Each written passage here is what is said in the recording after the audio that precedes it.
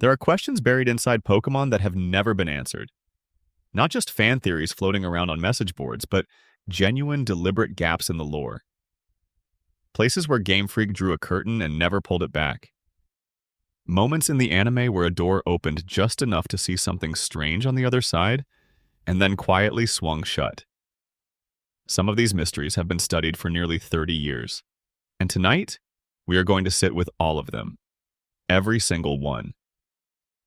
We are going to walk slowly through the fog of Lavender Town, climb the silent peak of Mount Silver, and drift through the deep water around Cinnabar Island, where something broken and beautiful waits in the code. Get comfortable. Let the weight of the world fall away. And let's begin. Part 1. The Legend of Mew and the Truck That Started. Everything before we go anywhere else, we have to start at the beginning. And the beginning, in many ways, is Mew. Not Pikachu, not Charizard. Mew is the creature that gave the original Pokemon games their mythology. It is the reason playgrounds from Osaka to Ontario crackled with rumors. It is the reason kids would crowd around a single Game Boy, trading whispered instructions like Holy Scripture. Mew is why Pokemon became a cultural phenomenon rather than just another video game, and its story is one of the most extraordinary accidents in the history of entertainment. The first generation of Pokemon games launched in Japan on February 27, 1996, under the names Pocket Monsters Red and Pocket Monsters Green. The Pokédex in those games was numbered 1 through 150. There were 150 Pokemon, and that was supposed to be the complete world. Players explored Kanto, filled their Pokédex entries, defeated the Elite Four, and climbed toward mastery. But the game had a secret. Hidden in the code, slipped in during the final days of development by a programmer named Shigeki Morimoto without telling his supervisors, was a 151st Pokemon. A small pink creature with a long curling tail and enormous blue eyes. Mew. Morimoto has spoken about this in interviews over the years, describing how he found a few hundred free bytes of data in the game's memory right before the final build was submitted, and he used that space to quietly insert Mew. He did it because he could, because it felt right, and because he thought it would be a fun secret that maybe nobody would ever find. The official plan was that Mew would only be distributed at special Nintendo events, handed out by Game Freak staff with a cable connection to your Game Boy. Limited, controlled, mysterious. The company could seed the myth themselves and keep Mew rare and special. What nobody planned for was the way the myth would escape. Almost immediately after the Japanese release, stories began circulating. Something existed beyond the edge of the Pokédex. A 151st creature that was impossible to catch through normal means. The rumors spread the way rumors do among children, which is to say it spread like wildfire fed by gasoline, burning through every classroom and school cafeteria in its path. And when the games crossed the ocean to North America in September 1998, the myth arrived even larger than the game itself. The most famous Mew rumor in Western countries involved a truck. Near the SS Anne in Vermilion City, on a small ledge only reachable by using surf after the ship had already departed, there sat a lone truck sprite. A completely ordinary-looking moving truck sitting on a narrow strip of dock serving no apparent purpose, with no explanation attached to it. Under normal gameplay conditions, the SS Anne departs before the player ever has access to surf, making that truck completely inaccessible. Which of course meant that children became obsessed with it. The rumor said that Mew was hiding underneath that truck. All you had to do was use strength on it, and the truck would move, and there Mew would be, crouched in the shadow underneath, waiting. The problem was that the truck was inaccessible unless you performed a series of increasingly elaborate maneuvers to keep the SS Anne docked. You had to either deliberately lose a battle on the ship before triggering its departure, or trade in a Pokemon that already knew cut from another cartridge so you could bypass the Anne entirely. Either way, reaching the truck required real commitment, real sacrifice. Thousands of children made those sacrifices. They reset their games. They borrowed older siblings' copies of Pokemon to trade over the right moves. They tried strength on the truck over and over again, watching nothing happen, trying again, certain that they were just doing something wrong. The truck never moved. Mew was never there. But the story persisted for years because nobody could definitively prove it false and because the truck itself genuinely had no explanation. Why was it there? Why was it accessible at all? The existence of a game object with no apparent purpose in a location players should theoretically never reach felt deliberately intentional, like a puzzle waiting to be solved, like a door someone had sealed and left conspicuously visible. The real explanation turned out to be beautifully mundane.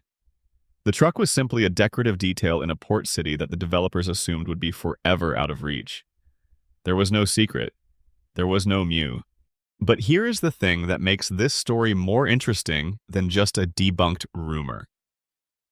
The truck is actually in Vermilion City Harbor because the original Pokemon games were designed with enormous attention to environmental detail for their time. The developers thought carefully about what a port city would look like, what objects and structures would be present around a dock. They put a truck there because trucks are at ports, because cargo arrives and departs by truck from a harbor, because the world was being built to feel like a real world, even in its pixel scale. They never imagined anyone would ever reach it. They could not have imagined that this small, invisible detail, this completely incidental piece of environmental texture, would become the center of one of the most enduring myths in gaming history. Game Freak later acknowledged the truck in the most affectionate way imaginable. In Pokemon Fire Red and Leaf Green, the 2004 remakes for the Game Boy Advance, developers placed a hidden lava cookie next to the truck on that inaccessible ledge. In the Let's Go games released in 2018, they replaced the lava cookie with a revive. These items were gifts to the fans who had spent years obsessing over something that was never meant to be there. A wink from Game Freak across a decade of mythology, saying, "We know what you were looking for, here is something instead." They were acknowledging the love that the legend had generated for their game, for this specific corner of it, and meeting that love with generosity even though the legend was false. But there was a way to get Moo in the original games. Not under the truck, but through a glitch so elegant it borders on artistry. The method came to be known as the trainer fly glitch, or sometimes the old man trick, and once the mechanics were understood, it revealed something fascinating about the architecture of the original Pokemon code. The way the game stores and references data is, in the trainer fly glitch, exposed and made visible in a way that is usually completely hidden from the player. The game stores data about wild Pokemon encounters in a specific slot of memory. When you walk through tall grass, the game reads from that slot to determine what creature appears. In certain areas, particularly along the coast of Cinnabar Island and Seafoam Island, the game does not overwrite that memory slot when entering those map tiles. It simply reads whatever is already there from the last area the player was in. Now, separately, there is a tutorial in Viridian City where an old man demonstrates how to catch a Pokemon. During this tutorial, the game needs to use a name for the old man, so it temporarily stores the player's character name in a specific memory address to free up space for the words "old man." When the tutorial ends, that character name data remains in that memory location, floating in memory rather than being cleaned up. If a player watches the old man's tutorial and then flies directly to Cinnabar Island without loading any other encounter data along the way, and then surfs along the eastern coast of the island, the game reads the player's character name data as encounter data. Because character names are arbitrary strings of letters that map to specific values, and because those values correspond to Pokemon index numbers, a player whose name contained the right combination of characters would encounter a wild Mew. The character name, never meant to be read as Pokemon data, had become Pokemon data through a sequence of events that no one planned for. This glitch was not publicly understood when the games were new. Players who somehow encountered a Mew through it often had no idea why it had happened. The playground legends just said they had found Mew somehow, somewhere, and nobody could replicate it consistently. The whole ecosystem of Mew mythology, the truck, the elaborate rituals, the event-only distributions, the glitch encounters that seemed random and miraculous, all of it fed into a sense that Mew was genuinely supernatural within the world of Pokemon. Not just rare, not just hard to find, almost cosmically beyond reach. That feeling of cosmic inaccessibility was exactly what Satoshi Tajiri wanted. The trainer fly glitch is worth understanding in one more dimension, beyond its mechanics. It is a window into how the original Pokemon games were built under extreme constraints. The developers were working with hardware that had very limited memory, very limited processing capacity, and a project timeline that had already stretched years longer than originally planned. The code in the original Red and Green is full of compromises and shortcuts, brilliant improvisations made necessary by the gap between what the team wanted to create and what the hardware could support. The same memory optimization that allowed the character name trick to function was the result of Game Freak solving a storage problem by repurposing a memory address that happened to be read by the encounter system, under specific circumstances they never intended to create. The glitch is not a flaw in the code. It is a side effect of the code working exactly as it was designed to work, under conditions the designers did not know were possible. The game was too small for its own ambitions, and the cracks between what it was trying to do and what it could actually do were where the mythology lived. Tajiri told Time Asia in an interview that the limited distribution of Mew was a deliberate choice to fuel rumors and myths. He wanted the mystery. He manufactured it with intention. The Columbia Business School's Center on Japanese Economy and Business later cited the Mew rumor mill as a central force behind Pokemon's explosive commercial success in Japan, a documented case study in how manufactured scarcity and deliberate mystery can function as marketing more powerful than any advertisement. The thing that people could not have was the thing they could not stop talking about. In Japan, the same principle governed Mew's early distribution. There was a promotional event at a department store in Osaka, and children traveled hours to attend it, waiting in enormous lines for the chance to have a Nintendo employee connect a cable to their Game Boy and transfer a single Mew into their game. It was a pilgrimage. It felt like being chosen, like being one of the few who actually reached something real, while everyone else was still working on rumors. The scarcity was the point. Mew was never supposed to feel like something you could find in a field. It was supposed to feel like something impossible, something that required being in the right place at the right time, something that came to very few through channels that most people could not access. What makes Mew's lore particularly compelling, far beyond its rarity, is what it represents within the fiction of the Pokemon world itself. The Pokédex entries and the mansion journals on Cinnabar Island describe Mew as a creature so ancient that scientists believed it to be extinct. It appeared not in mountains or oceans or forests, but in the jungles of South America, which, in the original Japanese text, was a specific geographic reference, a choice that made the world of Pokemon feel unexpectedly continuous with our own world. This creature exists in the same biological continuum as actual organisms in actual jungles. It was discovered, studied, sampled, and then used as the source material for the most catastrophic scientific experiment in the franchise's history. Mew is described in the Pokédex as so rare a sight that many scientists began to think it was a mirage rather than a real animal. Its Pokédex entries across generations emphasize this quality of almost not existing. It is the only known Pokemon that can learn every technical machine. Its cells hold the genetic code of every Pokemon in the world, making it biologically the ancestor of the entire ecosystem. It can become invisible at will, passing through walls, slipping between spaces in the world without leaving evidence of its presence. It is described as playful and curious by nature, behaving like a very young animal even as it carries within itself something ancient and complete. It is the beginning, and it still plays in the air like something that does not yet know what it is. The mansion on Cinnabar Island, burned down and abandoned in the remakes, was once filled with researchers who dedicated their careers to capturing and studying Mew. One of them succeeded in extracting enough genetic material to clone it, to build from its DNA a creature of unimaginable power. That clone was Mewtwo, engineered to be the most powerful Pokemon that had ever existed. The journals in the mansion document this process in fragments, each one growing more alarmed, recording the moment when the experiment began producing results nobody had predicted and nobody was prepared for. Mewtwo destroyed the laboratory. The researchers are gone. The mansion stands as wreckage, but the original remained. The original is always still out there. Mewtwo is remarkable and terrifying, and has been one of the most narratively rich characters in the franchise's history. And none of it changes the fact that Mew is still somewhere. That the creature from which all things descended is still drifting through some corner of the world, carrying everything. The truck sits in Vermilion Harbor to this day. There is nothing under it. But something about it still pulls. If you made it to the end of that first mystery and you are still awake, please drop a comment below and let me know where in the world you are watching from and what time it is there. I love knowing who is out in the dark with me.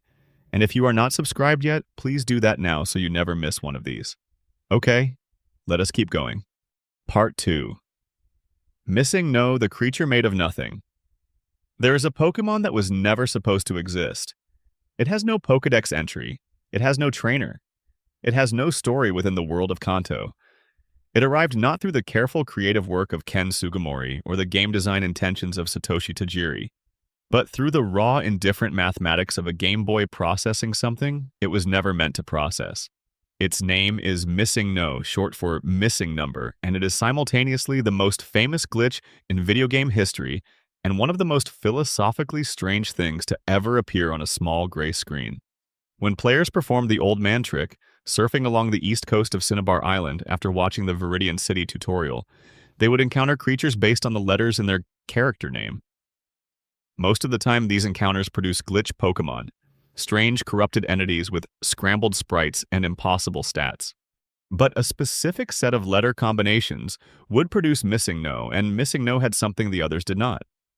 It had a kind of personality. It had stable, repeatable characteristics. It showed up the same way every time it was triggered. It felt less like an accident and more like something that had been waiting. Missing No most commonly appeared as a backwards L-shaped block of corrupted pixel data, though it also had two other distinct forms: the Kabutops fossil sprite and the Aerodactyl fossil sprite from the Pewter City Museum, as well as a version that resembled one of the ghost silhouettes from Pokemon Tower in Lavender Town. These fossil and ghost variants were not random corruption. They were actual sprite data from other parts of the game, loaded incorrectly into a slot that called for a Pokemon sprite. The fact that Missing No had multiple stable, identifiable forms, rather than just randomized visual chaos, was one of the things that convinced players it was something more intentional than a pure accident. It seemed to have a presence, a consistency, a set of recognizable characteristics that an ordinary error would not possess. Missing No was classified as a bird type and a normal type simultaneously. The bird type does not exist in the final release of Pokemon Red and Blue. It was a designation that was cut before the games shipped, presumably replaced entirely by the flying type. Finding a Pokemon that carried this deleted type designation meant encountering a creature that was more than a glitch. It was a fossil of a previous version of the game, a remnant of an older design that had been removed but not fully erased from memory. The bird type itself is a window into a design process that has never been fully documented. At some point during development, Game Freak drew a distinction between creatures that flew and creatures that were fundamentally bird-like. That distinction was collapsed before release. Missing No carries the evidence of that collapse in every encounter, in the type label that appears in a category that was supposed to have been deleted. There is a theory discussed carefully by researchers who have studied the game's original code that Missing No may genuinely be the ghost of a deleted Pokemon. Several of Missing No's variant forms have sound data attached to them, not garbage noise generated by reading random memory addresses, but actual, consistent audio that plays the same way every single time.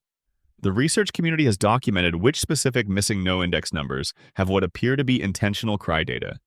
The presence of consistent audio in a creature that should be nothing but undefined data suggests that, at some point, something with those index numbers existed and was then removed. The slot was emptied. The shell remained.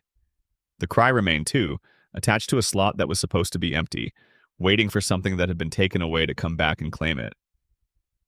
This connects to the broader mystery of the Pokemon roster that almost was. In 2018, an anonymous user released ROMs of a 1997 demo of Pokemon Gold and Silver that had been exhibited at Nintendo Space World. The data within that demo was mined extensively by researchers, and what they found changed forever how the community understood the scope of Game Freak's creative process. The demo contained 100 new Pokemon planned for Generation 2, of which only 60 were released in the final games. 40 were cut entirely. These were not rough sketches.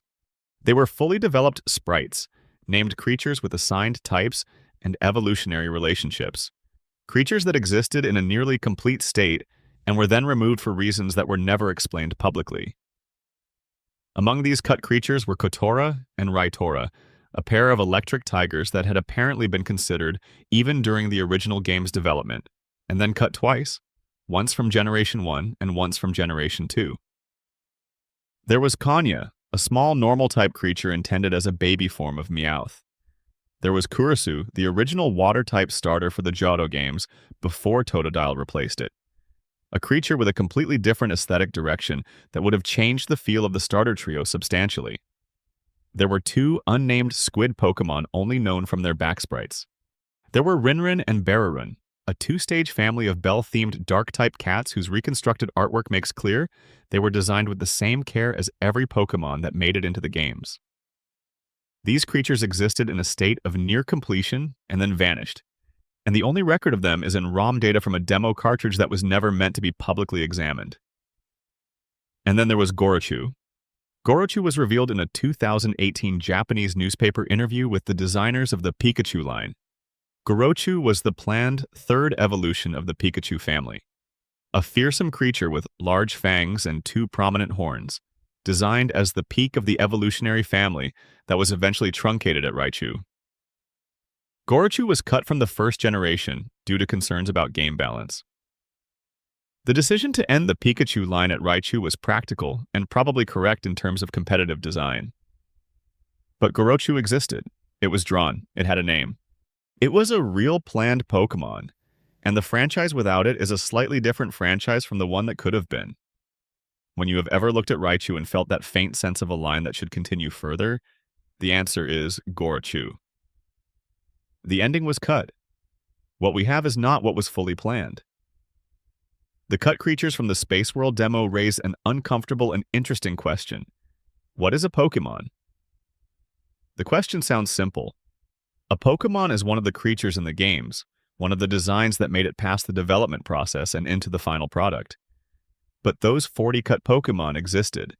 They were imagined, named, assigned types, given sprites, given evolutionary relationships, fitted into the ecosystem of the game world. The only thing that separates them from the creatures that appear in your Pokédex is a late-stage production decision. Kotora and Raitora are, in some sense, as real as Arcanine. Gorochu is, in some sense, as real as Raichu.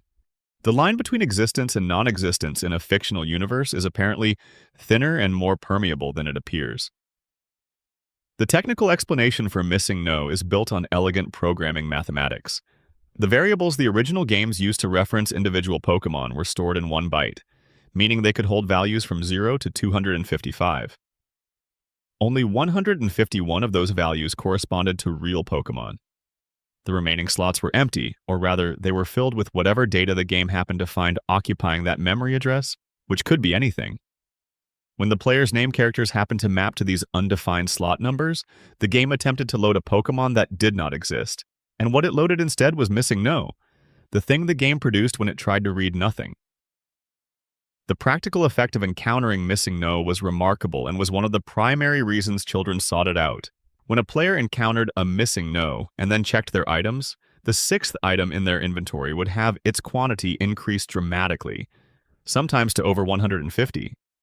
If you had rare candies in slot 6 before the encounter, you might have over 100 of them afterward. This made missing no, in practical terms, the most useful entity in the entire game. Children would deliberately put their rarest items in slot 6, trigger the missing no encounter, and walk away with unlimited supplies of whatever they had put there. Nintendo publicly discouraged this, releasing statements that encountering missing no could corrupt save files and scramble graphics. The risk was real, but limited. The most consistent visual casualty was the Hall of Fame. The Hall of Fame corruption was striking in a way that fed directly into the mythology. The normally clean, celebratory display of the player's championship team would be replaced by scrambled sprites, unreadable text, and what appeared to be other Pokemon bleeding in from undefined memory space. Players would return to Indigo Plateau, look at their Hall of Fame records, and see something that looked like the game's own nightmare. Its carefully constructed world dissolving into visual static. This image was so memorable that it fed the creepypasta ecosystem that grew around Pokemon in the early internet age, and the line between the authentic technical glitch and the embellished narrative became impossible to trace.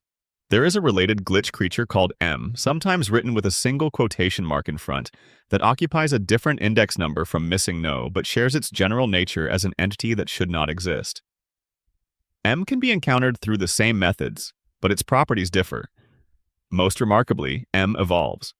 If a player levels M to 100, it evolves into Kangaskhan, a completely normal, fully designed Pokémon from the regular Pokédex. The evolution code was written deliberately. Something, at some point in development, was supposed to evolve into Kangaskhan from that index number. The question of what that something was connects directly to the Kubone lore we will reach later in this script. The thread runs through the entire game, connecting glitches to mythology in ways that feel too consistent to be fully accidental. Missing No has earned a kind of immortality that was never planned for it. Academic researchers at universities have published papers about what Missing No represents culturally, about the way players formed relationships with a creature that was never meant to exist, about how the desire to find meaning in digital artifacts leads people to build mythology around pure code. That is a genuinely beautiful idea. That the creatures in those games became real enough to players that even an accident, even a wrong number read from the wrong memory address, could become a creature worth caring about. Missing No did not need a Pokédex entry. It did not need a trainer or a habitat or a story. It existed at the very edge of what the game could contain. And somehow, in that liminal space between data and nothingness, it became one of the most beloved mysteries in Pokémon history. It is still there in the original games, accessible through official means on the Nintendo 3DS Virtual Console, unchanged from 1996. The glitch was never patched. The coast of Cinnabar Island still stretches along its eastern shore. And if you know what you are doing, the backwards L shape still rises from the water, patient and strange and older than anything else in the game. There is one more dimension to Missing No that rarely gets discussed alongside the mechanics and the mythology, and that is the question of what the community did with it. Missing No was discovered in an era before the internet was the primary vector for information sharing among children. Before forums, before YouTube walkthroughs, before any centralized place where discoveries could be cataloged and verified. The knowledge of how to find Missing No spread entirely through word of mouth, through children telling other children, through handwritten notes passed in classrooms, through older siblings demonstrating the glitch on a borrowed Game Boy on a Saturday afternoon. The information was decentralized, which meant it was also distorted. By the time it had traveled far enough from its origin to reach you, the specific instructions had usually mutated. Some versions required you to spell your name a particular way. Some versions required a specific sequence of items. Some versions were simply wrong, but were passed along with the same confidence as the correct ones, because the person passing them along genuinely believed what they were saying. This oral tradition quality of early Pokémon knowledge is something that the internet eventually collapsed, and the collapse was not entirely a gain. When every player had access to perfect information through the same centralized sources, the sense of regional mystery, the sense that the game you and your school friends were playing, was somehow slightly different from the game being played by kids in another city, dissolved. Missing No was part of that pre-internet moment when a video game could feel genuinely different depending on who had told you about it. The creature made of nothing was also, in some sense, a creature made of stories, built differently in every mind that carried an imperfect version of the instructions, given different properties and different behaviors, by every child who had heard about it from someone who had heard about it from someone who had actually seen it. It was collaborative fiction shaped around a real glitch, and the real glitch was only the beginning of what it became.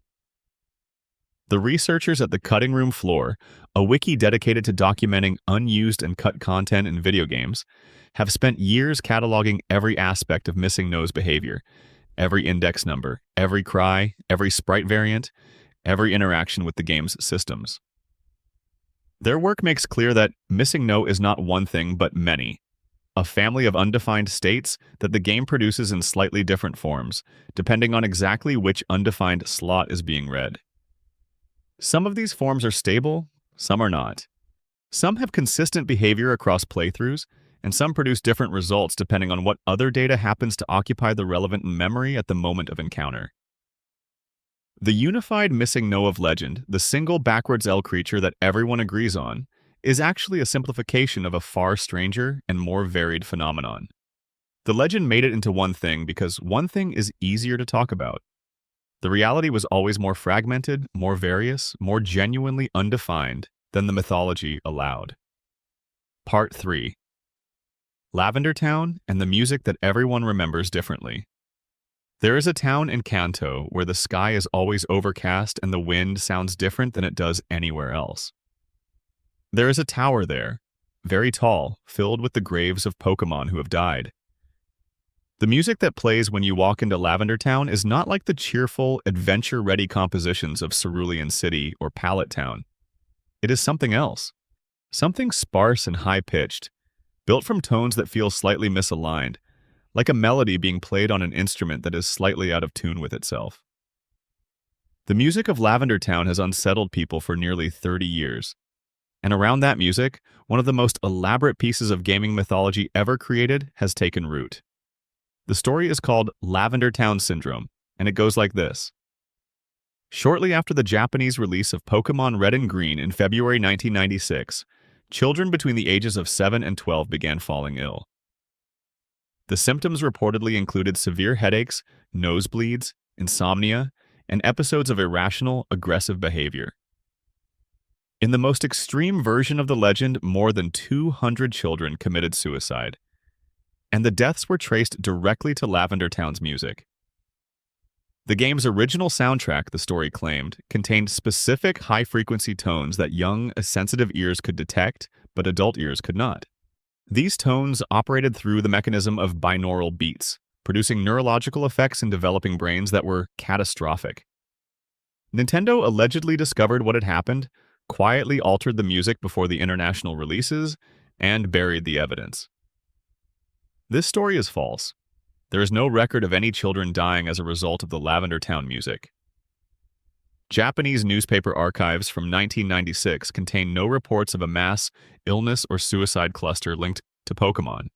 The games were massive commercial successes at the time of their release, and a catastrophe of that scale would have generated extensive government investigation, emergency pediatric response, and media coverage unlike anything the gaming industry had ever seen.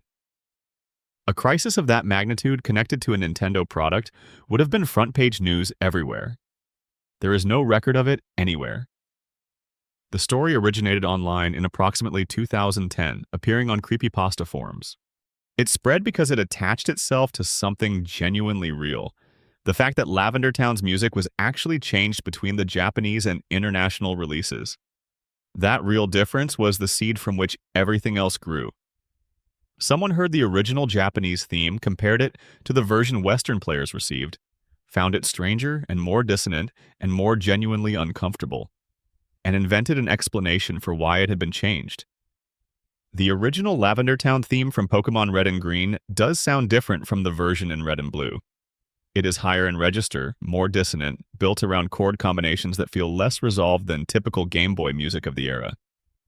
The Japanese version has a particular quality that is genuinely harder to spend extended time with. Not because it contains dangerous frequencies, but because it was composed to be uncomfortable. Lavender Town is a graveyard. The composer was doing their job correctly, creating music that communicated the weight and strangeness of the place it scored. The music was subsequently altered for international releases as part of the broader audio localization process, adjusting how certain sounds would behave on different hardware and for different regional content standards.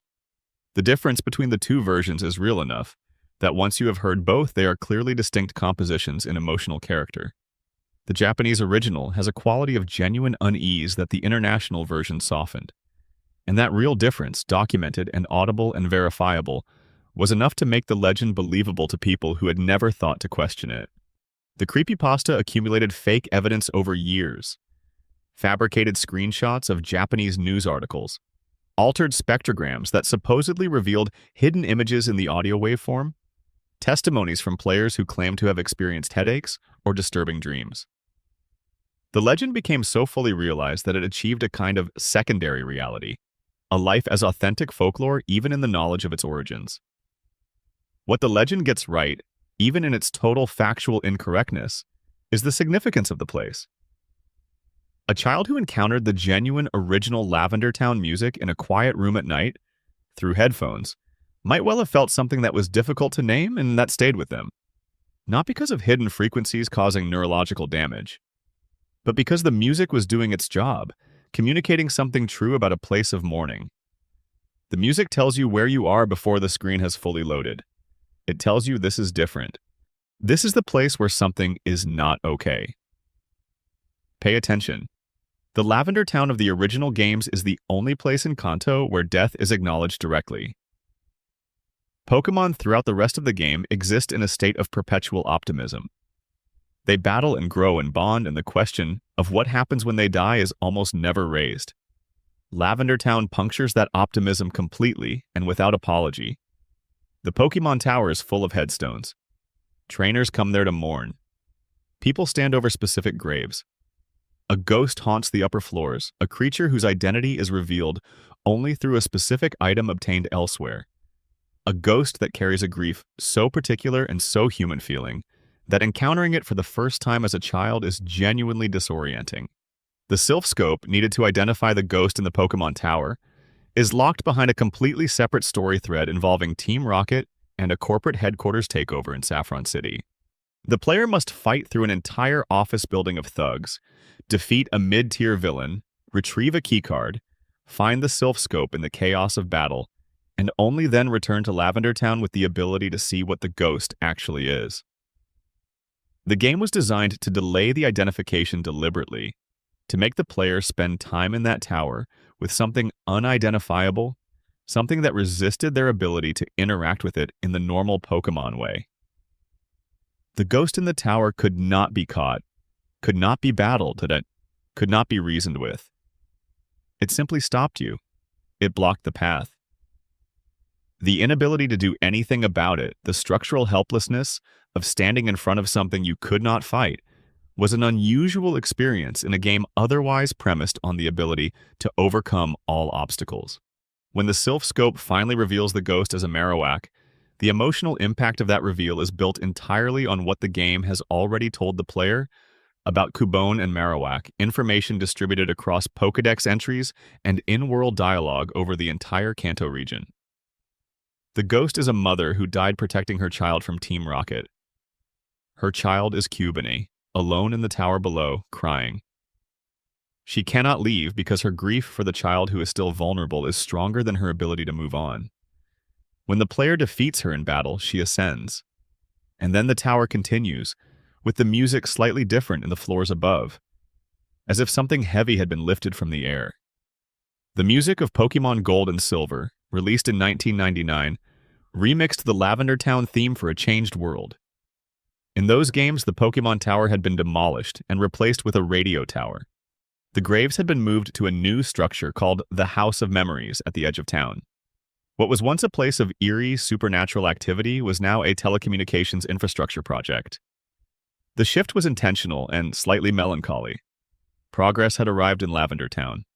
The tower that had unsettled a generation of players had been modernized away, replaced by something that broadcast music and news rather than emanating that specific quality of unease.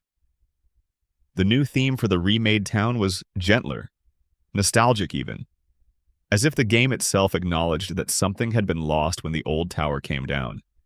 The theme has been revisited and reinterpreted numerous times since its original composition. During a Pokémon Go Halloween event in 2017, a remixed version labeled Lavender Night was used, retaining the essential melodic identity while building it into something more lush and atmospheric. In 2023, a Japanese rock band called Polka Dot Stingray incorporated elements of the theme into a song called Ghost Dive, demonstrating the degree to which this particular piece of music had embedded itself permanently into Japanese cultural memory. A song composed to unsettled children sitting alone in a room at night became, over 30 years, a piece of cultural heritage. That transformation, from discomfort to nostalgia to tribute, is itself a kind of ghost story. What the legend of Lavender Town Syndrome gets right, even in its total factual incorrectness, is the significance of the place and the power of the music. Lavender Town does something to the emotional architecture of the game that no other location in Kanto achieves. It introduces mortality into a world that otherwise refuses to acknowledge it. It asks a child to sit with grief, to encounter something that cannot be fought in the normal way, to stand in front of a ghost and feel helpless before it. The music communicates all of this with extraordinary economy. That it managed to produce something people would still be analyzing 30 years later is a genuine achievement. The tower stands, in memory, exactly as it was. The music plays on. It is worth considering what it means that the most enduring piece of Pokemon mythology generated by the fandom, the myth that persisted longest and spread furthest and collected the most elaborate supporting fabrications, was not about a legendary Pokemon or a secret evolution or a hidden legendary event. It was about a place of mourning. It was about a town built around a graveyard, and the music that played there, and what that music made people feel.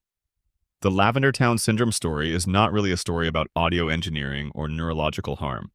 It is a story about the way certain emotional experiences in childhood lodge themselves permanently, about the way a place can carry weight that stays with you long after you have left it, about the way music can become inseparable from the feeling it first produced. The creepypasta is a very elaborate way of saying, this place affected me when I was small, and I have never fully been able to explain why, and the best language I have for describing something that large is the language of horror. The legend is fear in search of an explanation. The explanation is false. The fear was real. The tower in the games is one of many things in Pokemon that was clearly designed by someone who understood grief in a specific and personal way. The whole construction of it, the height, the headstones, the music, the ghost who cannot leave because love is stronger than death, the player character who must face that love and survive it in order to continue, all of it has the quality of something built from genuine understanding of what loss feels like, rather than a theoretical approximation of it. Whether that understanding came from personal experience or from very close observation of it, the result is a place in a children's video game that handles mortality with more care and more craft than many works made for adults. Lavender Town earned its mythology. The mythology got the details wrong. The feeling at the center of it was entirely accurate. There is one more strange piece of the Lavender Town story that tends to get overlooked in the decades of discussion around the place. The town itself, in the fiction of the games, exists because Pokemon die there.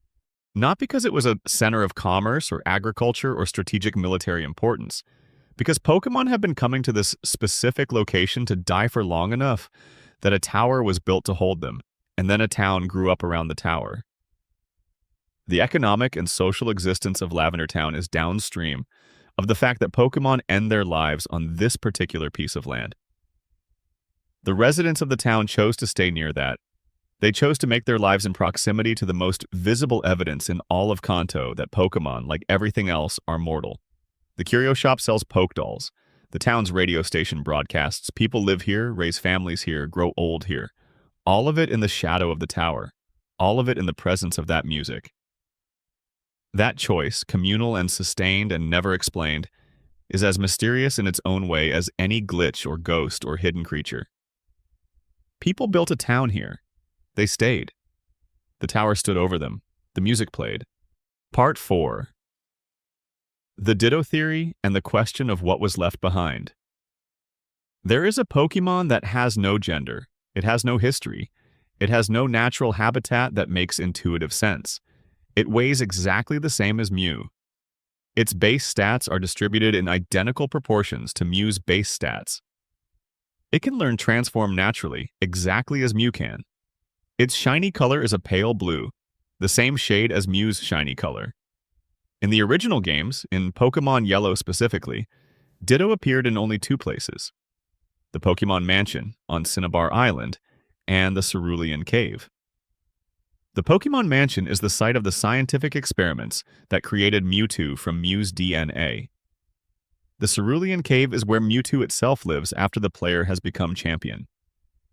Ditto lived precisely where those 2 things intersected, in the ruins of the experiment and in the home of its result. The theory is simple. Ditto is a failed clone of Mew. The scientists on Cinnabar Island were working with Mew's genetic material. The journal entries scattered through the mansion document this process in fragments. The discovery of Mew's fossil, the extraction of ancient DNA, the attempts to clone it. The cloning process that eventually produced Mewtwo was apparently not the first attempt. There were earlier experiments, earlier results. Results that were not Mewtwo, not fully formed, not what they were trying to make. And the theory says those earlier results, the imperfect expressions of Mew's genetic code, those partial successes and partial failures in the attempt to reproduce the most complicated creature in the world, became Ditto. The evidence, when assembled, is striking in its consistency. The weight is identical. Both creatures are recorded at exactly 8.8 pounds in their Pokédex entries across multiple games. Their stat totals are the same number, 328, though distributed differently. Both learn Transform naturally and exclusively among non-legendary Pokémon. Both are genderless. Both share the same pale blue, shiny variant color. And Ditto's presence in those two very specific locations in Pokémon Yellow, locations that exist precisely because of the Mew to Mewtwo experiment, feels like more than a coincidence in game design. It feels like someone placed them there intentionally to reward close reading, to leave a visible connection for anyone paying the right kind of attention. The theory gains further texture from Ditto's actual ability in battle and in the broader game systems. Ditto can transform itself into a copy of any Pokémon, including Pokémon it has never encountered before, even legendary Pokémon with unique physiology it should have no information about. This ability is a behavior that makes most sense as a degraded version of Mew's own transform. Mew can transform into anything. Ditto can transform into anything. But where Mew's transform is effortless and precise, Ditto's is a function of its entire identity. It has no other moves. It has no other form. It is only ever itself and whatever it has most recently become. If Ditto is what happens when the attempt to copy Mew produces something incomplete, then what Ditto is capable of becomes strangely affecting. It can wear any face, it just cannot stop wearing faces. It does not know what it looks like when it is not pretending to be something else. Ditto's relationship to breeding adds another dimension. In the Pokémon daycare and breeding systems, Ditto is the only Pokémon that can breed with virtually any other Pokémon, regardless of that Pokémon's egg group or biological category. Legendary Pokémon, Pokémon with no gender, Pokémon from egg groups that would normally be incompatible. Ditto bridges all of it. This universal biological compatibility is unusual even within a franchise full of strange biology. It makes Ditto the most biologically fundamental creature in the breeding ecosystem, the one common factor that can cross any boundary.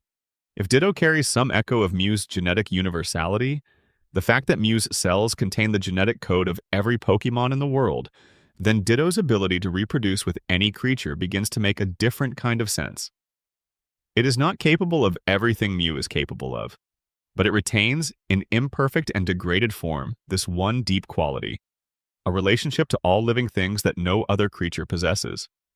Game Freak has never confirmed or denied the theory. This itself is notable. There are fan theories in the Pokémon fandom that the developers have addressed and dismissed, and there are fan theories they have simply never touched. The Ditto-Mew connection has been in the second category for more than 25 years. The silence is not proof, but it is also not nothing. A theory that developers dismiss is usually one that feels disruptive to the intended experience of the game. A theory they simply leave alone might be one they find interesting to leave alone, one they consider worth protecting by not confirming and not denying, because it exists most powerfully in the space between those two outcomes. The genetic connection between Mew and Ditto is further supported by mechanics introduced in later generations. In games from Generation 6 onward, Ditto passed down its held items effect in specific breeding contexts in a way that echoed genetic inheritance behaviors unique to biologically fundamental Pokémon. The mathematical equivalence of their stat totals appears in competitive analyses to suggest these two creatures were designed using the same internal template, just applied differently. None of this is definitive. All of it is consistent with the theory and consistent with nothing else quite as cleanly. What gives the Ditto theory its emotional weight, beyond the numerical evidence, is what it means if it is true. It means that Ditto is not just an oddity or a utility Pokémon for breeding. It means Ditto is something that was lost. Something that was almost Mew and did not arrive. Something that carries the fingerprints of the most important creature in the world without being able to fully express them.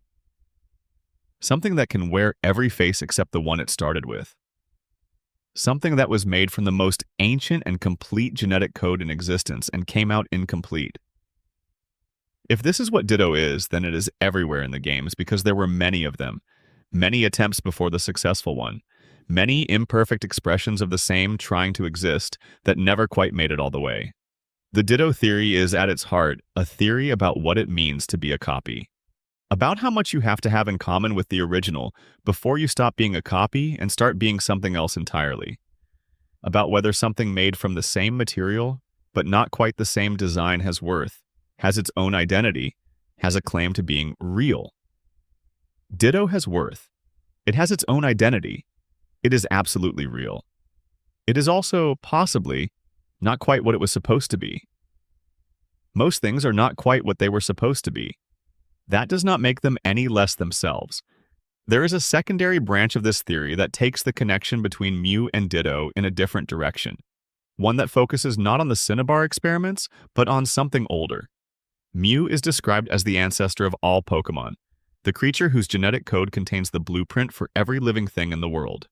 If that is literally true, if Mew's cells genuinely contain the template for every species, then the question of how those templates got expressed in the diversity of living Pokemon is not answered anywhere in the games. One possible answer, a reading that the theory community has developed across years of discussion, is that Ditto is the mechanism. That Ditto is not only what happened when humans tried to copy Mew, but what Mew itself produces when it reproduces, or when its genetic material encounters the right conditions, or when some natural process of the world takes Mew's universal template and tries to express a specific portion of it without completing the expression. In this reading, Ditto is not a failed human experiment. It is a natural phenomenon, something that arises when the most complex genetic code in the world does not fully commit to becoming any one of the thousands of things it could become. This version of the theory makes Ditto older than the Cinnabar experiments by an unknowable span of time. It makes Ditto, in some sense, as old as Mew, as old as the first living thing in the Pokemon world. And it explains why Ditto is found everywhere across every region in every generation of games. Not because the Cinnabar scientists conducted experiments in Johto and Hoenn and Sinnoh and every region thereafter, but because Ditto arises wherever the conditions for it arise, the same way certain types of organisms arise repeatedly in unconnected environments in response to the same pressures. Ditto is not an artifact of human hubris. Ditto is a feature of the world, an expression of the same deep genetic universality that Mew embodies, just incomplete. Just still becoming. None of this is confirmed. All of it is consistent with what the games have put on the record. And Ditto continues to breed with absolutely everything, in every region, generation after generation, the one creature that crosses every biological boundary, carrying something from the very beginning of the world in its formless, shape-shifting cells. The thing that makes the Ditto theory live in the imagination so persistently is not really the evidence, compelling as it is. It is what the theory proposes about the nature of identity and origin. It says that something can be made from the most extraordinary source material in the world and still come out incomplete. That incompleteness does not cancel the origin. Ditto came from Mew, or from something in the same experiment, or from the same biological principle that generated Mew, or from all of these at once. And Ditto is still Ditto. It has its own life, its own way of moving through the world, its own specific and irreplaceable role in the ecosystem of the games. The origin is present in it. The incompleteness is present in it. Both things are true at the same time, the same way they are true in most living things. Part 5. Cubone's Skull and the Mother. Nobody can name there's a Pokemon whose most identifying physical characteristic is the skull it wears on its head. This is not a fashion choice. This is not symbolic armor chosen to project an image of toughness. The Pokédex tells us plainly and without softening that the skull Cubone wears is the skull of its dead mother. Cubone is born, grows up, and moves through the world, wearing the physical remains of the parent it lost. The Pokédex continues. Cubone cries at night, and on the nights when the moon is full, its cries are particularly intense because the full moon reminds it of its mother's face. This entry exists in a game rated Everyone. in a franchise about catching creatures in little balls and teaching them to fight. Next to entries about Jigglypuff being offended when people fall asleep during its song, and Slowpoke having a tail that tastes like cotton candy, Game Freak made a deliberate choice to put this creature in the game, to give it this specific backstory, to describe its grief with this specific clarity. Cubone's sadness is not suggested or implied. It is stated with encyclopedic directness. The skull is the dead mother's skull. The crying is about the dead mother. The full moon intensifies the grief because it resembles the face of the dead mother. This raises an immediate question that the game does not answer. Whose skull is it? What species of Pokemon died and left a child who wears her remains?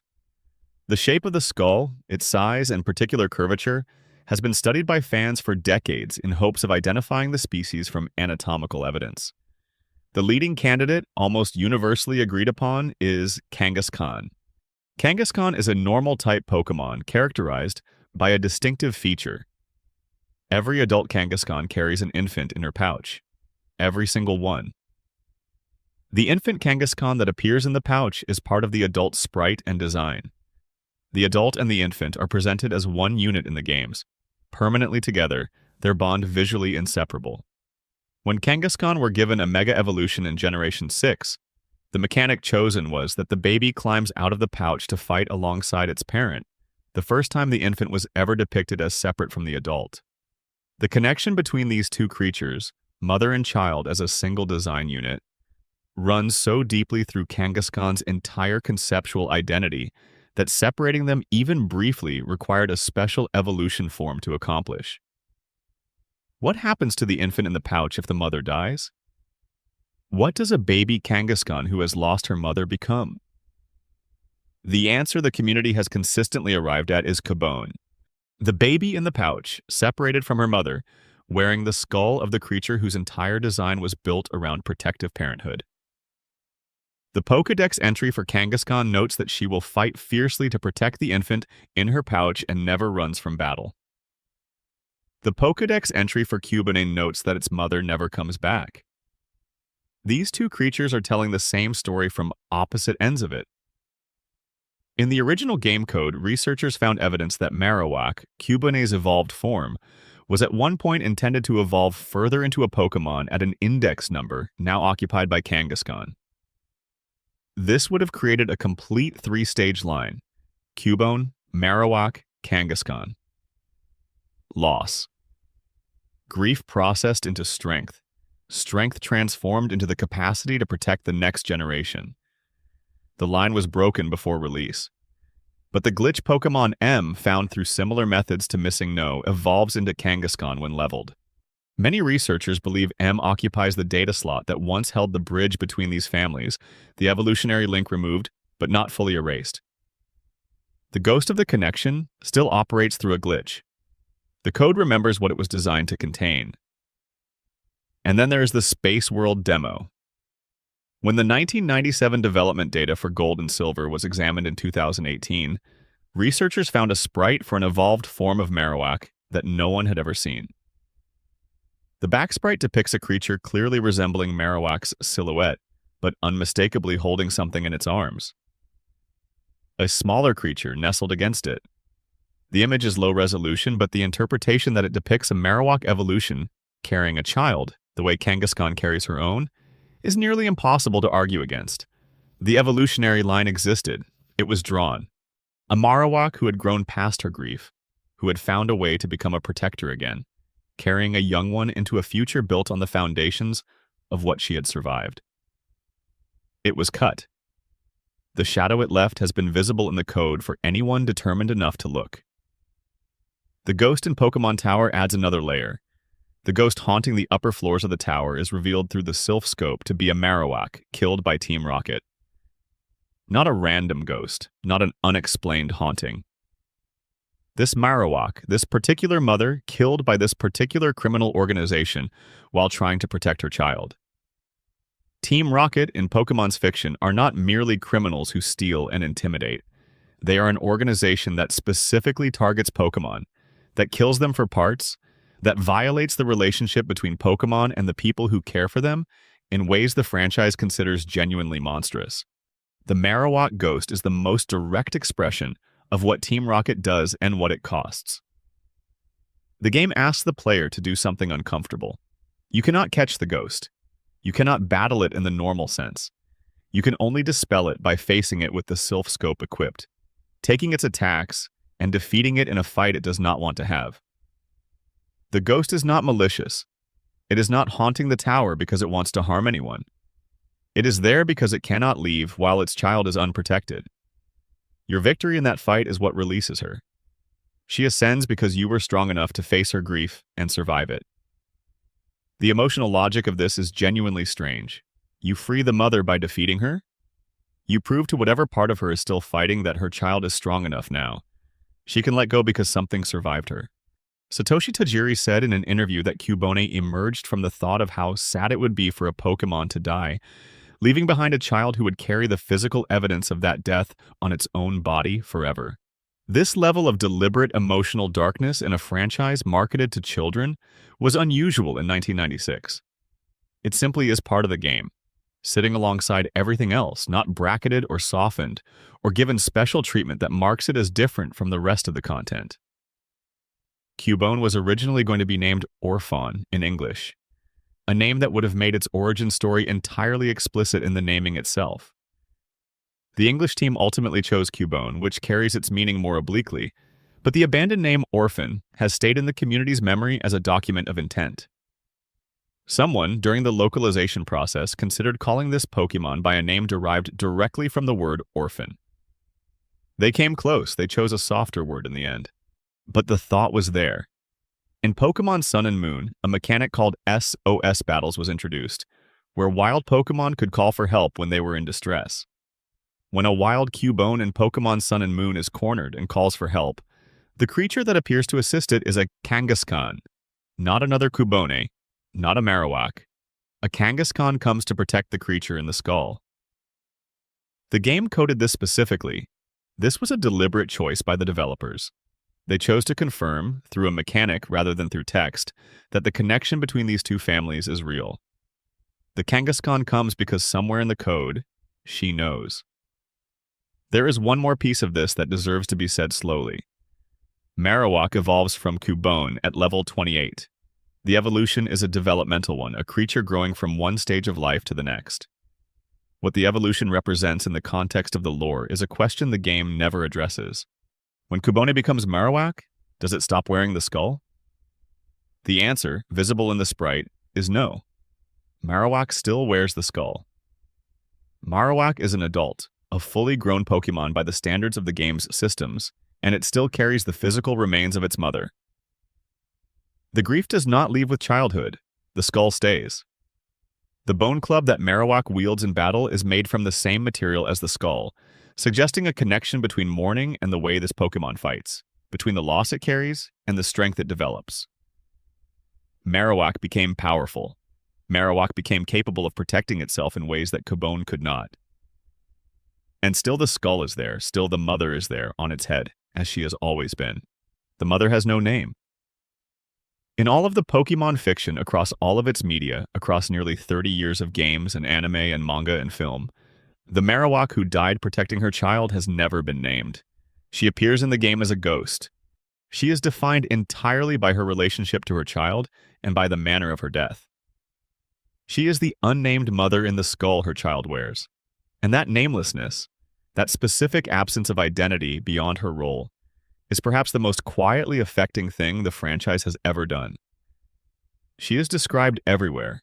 She is known nowhere. Part 6. The Ruins of Alph and the Language that Predates Language. South of Violet City, tucked away in the western hills of Johto, there's a place where the ground is full of old things. Stone chambers, in a style that belongs to no culture the player has encountered anywhere else in the game. Puzzles carved into the walls that look like they were made by people who understood the world differently from anyone living now. And when you solve those puzzles, when the floor drops away beneath you, the creatures come. Flat and eye-shaped, each one resembling a letter, drifting through the underground chambers in silence. The unknown. The ruins of Alph are not explained. The game gives you researchers who study the site and say things like, "This place is more than it seems, and we still do not know who built this or why." The in-game world acknowledges openly that this place is a mystery. You are not supposed to solve it. You are supposed to feel its weight. Unknown are psychic-type Pokemon shaped like the 26 letters of the English alphabet, plus an exclamation mark and a question mark for 28 forms in total. They are individually nearly powerless. Each knows only one move, and their stats are low across every category. Alone, they are some of the weakest creatures in the game. But scattered through their lore, repeated across multiple generations, is a note that when many Unknown come together, an odd power emerges. A power that cannot be attributed to any single one of them. The Pokemon film Spell of the Unknown explored what this collective power could become. In the film, a child's grief created a connection with a massive swarm of Unknown, and through that connection, the Unknown began reshaping reality itself. They built structures from nothing. They created living creatures from imagination alone. They manifested wishes into physical form. The explanation offered is that Unknown have the power to perceive the feelings of other creatures, and that when a human emotion is intense enough and a swarm is large enough, the boundary between imagination and reality becomes permeable. This has never been contradicted anywhere in the main series games. The deeper question that Unknown raises has no easy answer. Which came first, the Unknown or the letters they resemble? In the real world, alphabets were created by humans to represent spoken language in written form. Writing evolved from pictographs, from symbols drawn to represent objects and concepts, from the slow compression of visual complexity into abstract marks that could be combined to represent any sound. In the world of Pokemon, the Unknown exist as living creatures shaped like letters. If humans in the Pokemon world look at Unknown and see their alphabet, the question is whether those humans invented an alphabet that happened to match the shapes of these creatures, or whether these creatures shaped like letters somehow influenced the development of human writing systems. Either answer has significant implications. Both feel too large to hold comfortably. The first option, that humans invented an alphabet matching Unknown by coincidence, seems statistically impossible. The shapes are too specific. 26 distinct abstract forms, each corresponding to a different letter of the in-game writing system, appearing as naturally occurring creatures could not be a coincidence. The second option, that the Unknown influenced human writing, raises a question about what the Unknown are at a fundamental level. They do not seem to have complex individual cognitive lives. Yet if their shapes seeded or guided human writing, they were doing something with enormous consequences for civilization. Possibly without intending to, possibly through some quality of their existence that goes beyond consciousness. The third possibility, the one the lore most consistently gestures toward, is that the Unknown and the letters are both expressions of something more fundamental. That there is a deeper layer of reality in which certain shapes carry certain meanings, and that both human language and Unknown biology are drawing from that layer. This possibility is supported by the connection between Unknown and Arceus, laid out most explicitly in Pokemon Legends Arceus. In that game, the Celestica people of ancient Hisui used a writing system identical to the Unknown alphabet. They communicated with Arceus through these shapes. They understood the forms of the Unknown as sacred, as letters in a language spoken by the world's creator. If Arceus created the world and the Unknown are part of that world's foundational architecture, and if human alphabets evolved from observing the shapes of the Unknown, then human language itself is, at some level, a translation of something that existed before humans did. The letters you read every day are derived from creatures that were here first. In Heart Gold and Soul Silver, hidden messages on the walls of the ruins, readable in Unknown script after solving all 4 chamber puzzles, include fragments that paint a partial picture. One reads, "Our clan created the Pokemon statue outside." Another reads simply, "Escape." Another, "Friend." Another, "Life." Another, "Human." These 5 words, scattered across different chamber walls, are the only surviving communication from the people who built this place. They had a relationship with the Unknown deep enough that they built chambers to house them. They had something to say to whoever came after them. And what they chose to say, given all the things they might have said, was escape and friend and life and human. The relationship between those words and whatever happened here is left entirely to the person reading them.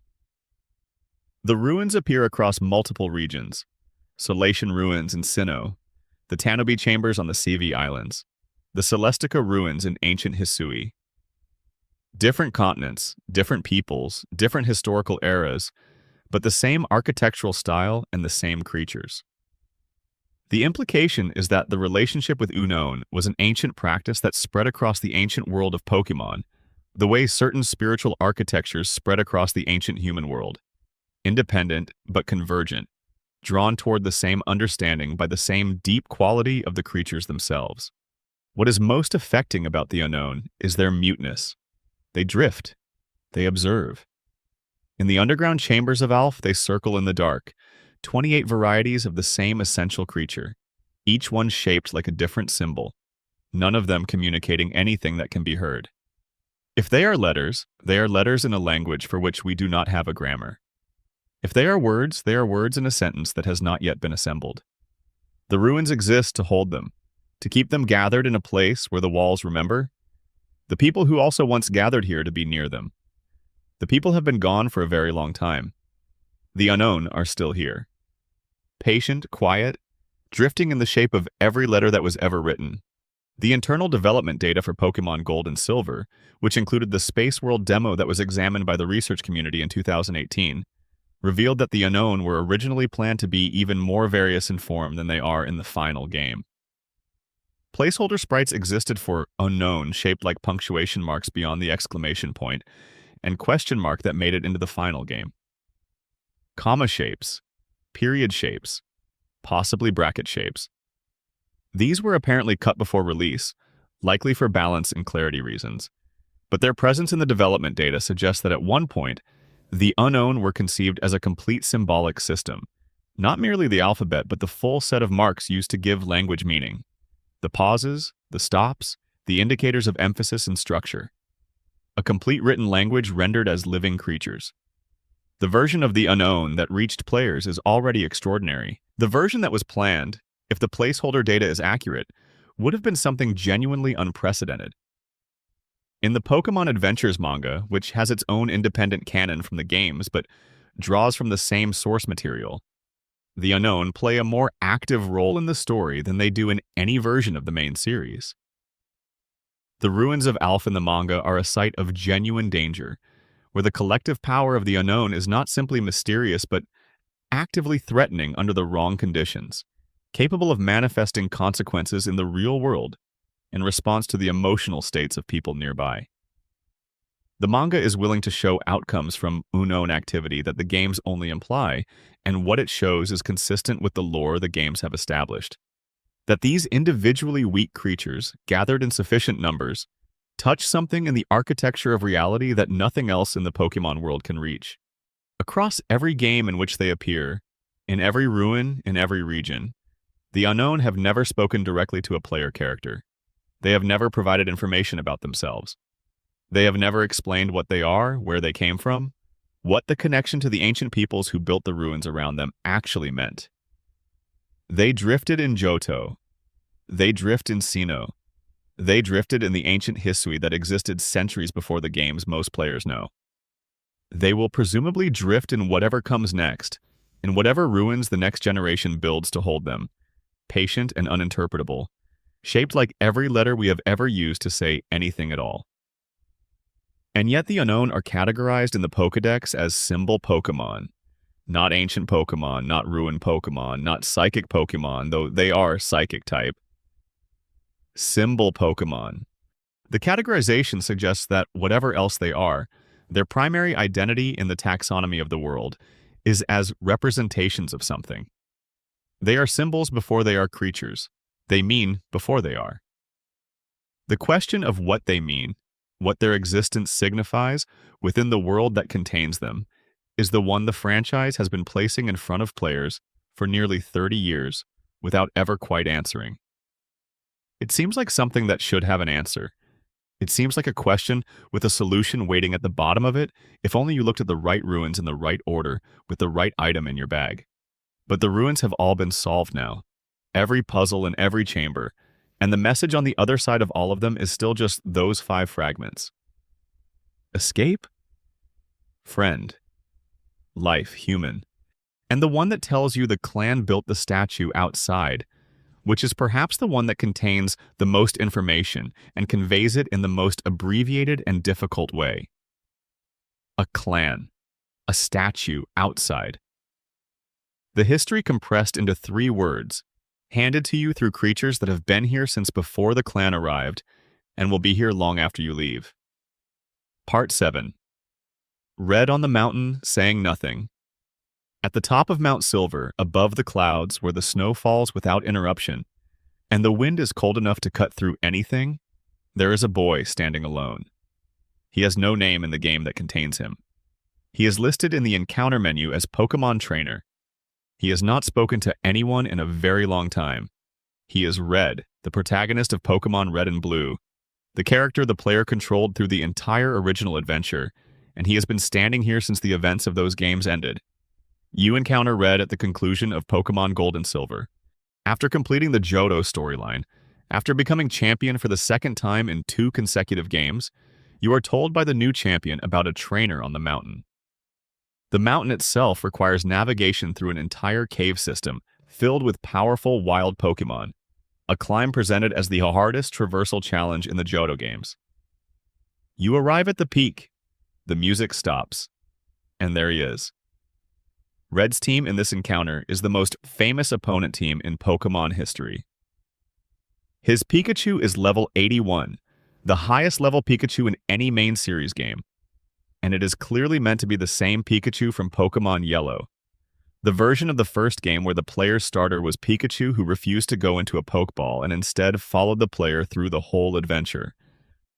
Red carries that Pikachu to the top of the mountain and keeps it, and the Pikachu's level reflects years of continued training after the original game ended.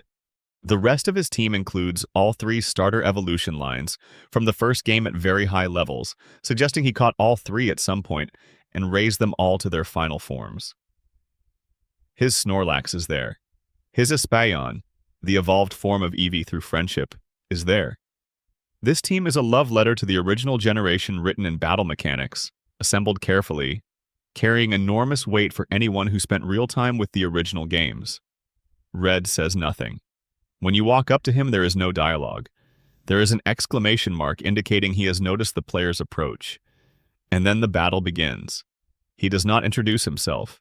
He does not explain why he is here. He does not ask who you are. He simply fights with everything he has. After you defeat him, he disappears. He vanishes from Mount Silver and is not found anywhere else in the game. There is no cutscene of him leaving. He is simply gone as quietly as he arrived. The question of why Red went to the mountain has generated more fan analysis than almost any other moment in the franchise. The most common interpretation is that Red, who became champion in the original games, retired from the world after reaching the top. He had achieved everything. He had beaten every trainer, caught a near-complete Pokédex, defeated the most powerful opponents in the region. And rather than continuing in a world where there was nothing left to prove, he went somewhere unreachable, somewhere appropriate to the peak of what he had accomplished, and continued training in silence. The mountain is both a literal and symbolic summit.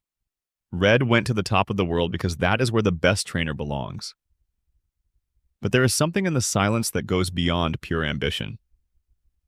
Red stopped calling his mother. She stands in their house in Pallet Town in the sequel games, and when you speak to her, she tells you this. She does not know where he is, or he left and has not been in contact. The champion of Kanto walked out of his life, including the parts of it that had nothing to do with battles and accomplishment, and went somewhere cold and high and unreachable. His mother still stands in that house. She still waits.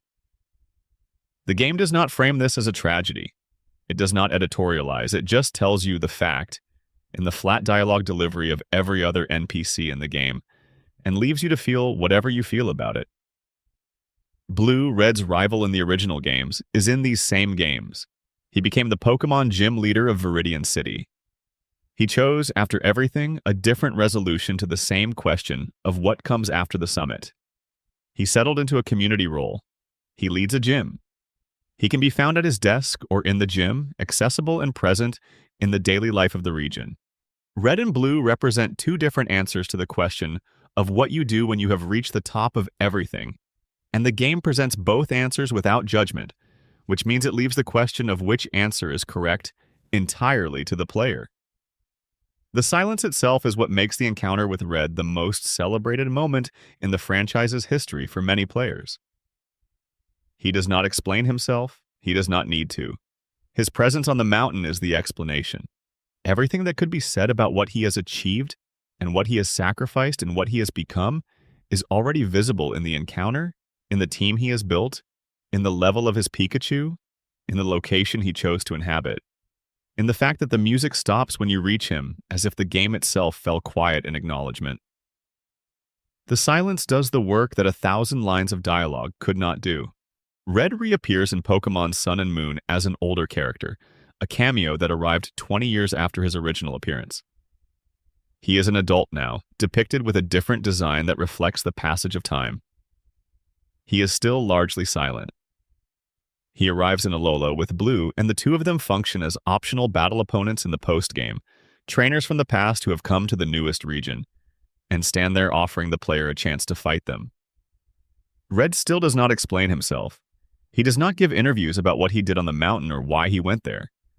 His presence in Sun and Moon is simply the fact of him. Older and still there, still training, still not offering exposition about any of it. The reason the silence is powerful is because it was not simply a limitation of the game's storytelling capacity. The silence is a choice that was maintained across multiple generations of games, on hardware with vastly increased capacity for dialogue and cutscenes, in a narrative context that could easily have accommodated Red explaining himself.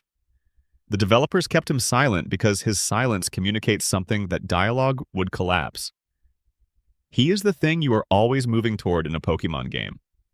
He is the best. And the best does not explain itself.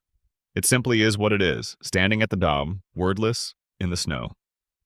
The encounter with Red and Gold and Silver was the first time in the franchise's history that a player character from a previous game appeared as an NPC in a subsequent one. This had not been done before and was not a given. There were ways to continue the franchise into Johto that would have involved no reference to the events of Kanto at all, treating each game as a standalone world rather than a connected one. The decision to bring Red back, to make the two games share a world and a timeline, to say that the events of Red and Blue happened, and their consequences are still present in the landscape, was a decision about what kind of universe Pokémon was going to be.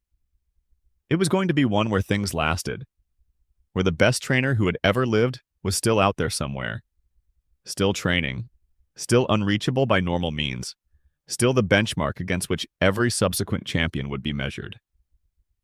The emotional weight of reaching Red is also a weight carried by the player character of Gold and Silver themselves. You have just become champion of the Johto League. You have beaten the Elite Four and the champion and whatever challenges came before that. You are the best trainer in Johto by the standards of the game's systems. And then you are told there is someone else. Someone better. Someone who has been out there the whole time you were becoming the best, getting better. The game withholds this information until the very end specifically so that you can feel the specific quality of that revelation. The moment when the ceiling you thought you had reached turns out to be a floor. The moment when the accomplishment you spent the entire game working toward is revealed to be the beginning of something else. The music stopping when you reach Red is one of the most celebrated audio decisions in the franchise's history. Every location in Pokémon has a theme. Routes have music. Towns have music. Even the quiet ambient sound of certain dungeons has a musical quality. Mount Silver has music while you are climbing it, an appropriately spare and lonely track for the cold and isolated environment. When you reach the peak, when you step into the final room, the music cuts entirely. There is silence. And then the encounter begins, still in silence, no battle fanfare until the actual fight starts. This was a deliberate choice to communicate something about the nature of what is waiting there. Some things are beyond the normal vocabulary of the game. Some things do not get a theme. They simply are in silence, in the cold, at the top of everything. Part 8. Ash's father, the man who was never there. The Pokemon anime ran for decades with a central mystery that was never resolved on screen. Ash Ketchum, the protagonist of the most successful animated series in the franchise's history, has a father. This is not in question. His mother, Delia, raised him in Pallet Town. She is a recurring character, warm and supportive, and given significant screen time across the early seasons. Ash lives with her, was raised by her, calls her on the phone from various cities around the world as he continues his journey. His father is never shown. He is never named. He is never explained. He is simply not there. In the early episodes of the anime, Ash's father is referenced briefly and in a way that assumes the audience will understand what they are looking at. The house in Pallet Town is a home that clearly was designed for a family, and the absence of a second parent figure is treated by the show not as something to explain, but simply as a condition of the story. Delia is the parent. The father is not here. This is the situation. No further context is offered. And then the show continues for decades without ever adding that context. In 2008, a storyboard artist named Masamitsu Hidaka gave an interview that was widely circulated in the fan community. In that interview, he stated that Ash's father is a Pokemon trainer. He had left Pallet Town to pursue his own journey. He was not dead, not absent due to any tragedy, simply gone because trainers travel and do not always come back. Hidaka also said that Ash's father would only appear in the anime if it became necessary for Ash's growth as a character, and that as of the time of the interview, it had not yet become necessary. The implication being that the decision to keep the father absent was not a plot oversight or a dropped thread, but a sustained creative choice with an intentional threshold. That moment never came. The anime ran for decades more. Ash grew and changed, and eventually became a world champion in the series' final run, and his father never appeared. The interview's promise of a specific narrative threshold was never reached, or the threshold was quietly abandoned, or the writers decided that the story Ash had to tell was complete without ever meeting the father. In any interpretation, the result is the same. The father is a permanent absence in the story. The writer Takeshi Shudo, who served as the primary scriptwriter for the early anime, and is credited with shaping Ash's character more than almost anyone else, wrote novelizations of the early films that have never been officially translated into English, but have been summarized and partially translated by fans over the years. In those novelizations, Shudo's version of Ash's father is considerably darker than the vague traveling trainer narrative of the official interviews. Shudo's father left after Ash was born, not because of a training journey, because he chose to leave. He was presented as a man who prioritized his own desires over the family he had made, who departed and did not look back, leaving Delia to raise their son alone in a small town with limited resources. This version of the story fits the emotional subtext of certain early anime episodes in ways that the traveling trainer explanation does not quite account for, particularly the episodes where Ash's longing for parental acknowledgement is most visible, where his hunger for a mentor figure most clearly goes beyond the ordinary need for guidance. And then there is Pokemon Live, a musical stage show that toured the United States in the year 2000, based on the anime but occupying an ambiguous canonical status. Pokemon Live included a revelation that, in the context of the show's continuity, established that Delia had dated Giovanni before her relationship with Ash's father. Giovanni is the leader of Team Rocket, the primary villain organization of the Kanto games and early anime. This detail, inserted into a live stage production aimed at children and never acknowledged in any subsequent official material, would mean that Ash's mother was romantically involved with the most significant villain in the franchise. The implications for Ash's own genealogy were not explored in the show. They have never been addressed anywhere else. The connection sits in the record of the 2000 musical tour, documented and verifiable, and nothing has ever been done with it. What the Pokemon Live connection does, regardless of its canonical status, is open a reading of the early anime that recontextualizes certain things. If Delia was involved with Giovanni before Ash's father entered her life, if the world she was navigating when she became Ash's mother had that shadow in it, then the care with which she supports Ash's journey, the warmth with which she sends him off towards something she clearly believes in, carries an additional dimension. She has seen what ambition, disconnected from compassion, looks like. She is raising a child she hopes will be different from that. And the journey Ash takes, the one defined by friendship and care for his Pokemon, rather than conquest and exploitation, is the journey she prepared him for. In 2024, a special episode addressed the father directly for the first time in the main anime continuity. In the special, Ash is a child again, in a flashback to before his journey began. He is expecting to meet his father, who apparently made some arrangement to come back or to make contact at a specific time or place. The father leaves a hat. He is not present himself. He leaves a piece of clothing and nothing else, and Ash misses the meeting, arriving to find only the hat. The hat Ash wears throughout his entire journey, the red and white baseball cap that is his most iconic piece of character design, is the hat his absent father left for him. This retcon, if it holds, means that the most recognizable piece of Ash's visual identity is a gift from abandonment. The hat is the father. The father is only ever the hat. The father mystery is unlike most of the mysteries in the Pokemon franchise in that it is not primarily a lore question about hidden code or unexplained game mechanics. It is about a human relationship, specifically the relationship between a boy and the parent who was not there. And what the franchise chose to do across decades of storytelling was to leave that relationship unresolved, to maintain the space where the father should be, to keep that absence present in every episode where Delia appeared without a partner, and every moment where Ash's journey toward becoming a great trainer carried an unspoken question about whether there was someone out there who would eventually come back and see it, whether the father's story was never told because of creative caution, or because the writers genuinely found the absence more powerful than any resolution could be? Or because the answer would too closely resemble something no children's property wanted to say directly about parents who leave? The result is the same. He is out there somewhere. He is a Pokemon trainer. He has been traveling since before Ash was old enough to know what a Pokemon trainer was. And Ash became one too, independently, through his own choices and his own friendships, and his own determination with no help from the person who should have been there to help.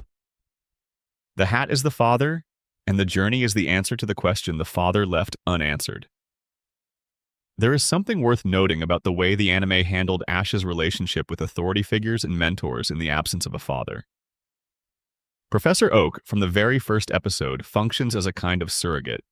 He is the person who sends Ash on his journey. He provides the Pokédex, the starter Pokémon, the intellectual framework for understanding what Pokémon are and why they matter. He calls Ash. He celebrates Ash's achievements.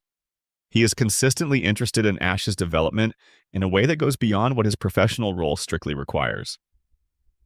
The anime never makes this subtext explicit. It does not need to. Oak is simply there filling a space in a story that has a very deliberate and very visible emptiness in the position where a father should be. Brock is another figure in this reading, an older boy who travels with Ash from very early in the journey, who cooks for him, who lectures him about taking care of his Pokemon, who consistently adopts a protective and nurturing role that is more parental than anything else the show assigns to him. The fact that Brock's own family situation is complicated, that he comes from a household where his father had also disappeared for years and left the family's practical care to Brock himself, adds a layer to this. Brock knows what it is to be the responsible one in a household that needed someone to step up. He becomes that for Ash's traveling group. The father who was absent in both their lives made caretakers of both of them, in different ways, at different ages. The anime's sustained commitment to this absence is actually remarkable when you consider how long the show ran. A children's anime franchise that generates billions in merchandise revenue across decades has an enormous commercial incentive to tell safe, complete stories. The father's absence is not safe, it is not tidy. It is the kind of narrative detail that sits in the background of the show, radiating a specific frequency, quiet and persistent, never resolved, touching every episode that features Ash's mother, or his longing for recognition, or his deep investment in the people who choose to stay with him on the road. The absence is a kind of presence. It shaped the entire story that grew up around it, in the way that all significant absences do. Part 9. Mirage Island and the location that almost certainly does not exist. In Pokemon Ruby and Sapphire, there is an island. It appears off the coast of Route 130 in Hoenn, between the mainland and the battle frontier. On most days, on almost every day, it is not visible. The water around it looks like ordinary water. There is nothing there. But according to an old man who stands on the shore of Passavidlog Town and stares at the horizon every day of his life, the island appears sometimes. He has seen it. He has been watching for it since long before the player arrived.